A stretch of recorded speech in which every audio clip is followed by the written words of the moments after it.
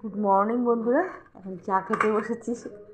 ঘরের কাজকর্ম কিছুটা সেরে আবার একটুখানি আমাকে বাজারে বেরোতে হবে। একটু কচুরি এনেছি, বাইরে গিয়ে দিয়েছিলাম,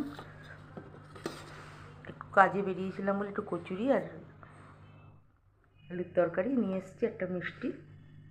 তো আমি অলরেডি খেতে শুরু করে দিয়েছি।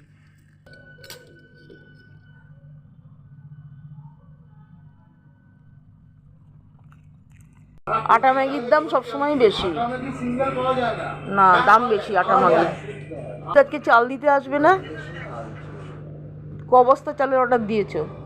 জানি না। লক্ষ্মীভোগটা লক্ষ্মীভোগ ওর কাছে নেই, অন্য দোকানকে রিকোয়েস্ট করেছে এক বস্তা আমি নেব।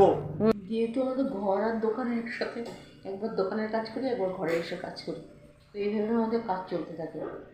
ওই জন্য প্রবলেমটা একটু কম হয়, দোকানটাও দেখা হয়, ঘরেও কাজ হয়। দুপুরে রান্নাবান্নার প্রস্তুতি করছি, বেশি সময় লাগবে না, মাছের ঝোল ভাত রান্না করবো, তাড়াতাড়ি হয়ে যাবে। দেখো আজকে কী রান্না করেছি, তো পার্শে মাছের ঝোল করেছি, বড় বড় পার্শে মাছ এনেছিল, আর করে হয়েছে শিম চচ্চড়ি, আর এই যে শিম আলুর চচ্চড়ি। এই হচ্ছে আজকে দুপুরের খাওয়া। তো ওকে ভাতটা খেতে দিয়ে আসি, আমি স্নান করে ঠাকুরকে জল দিয়ে ভাত খাবো।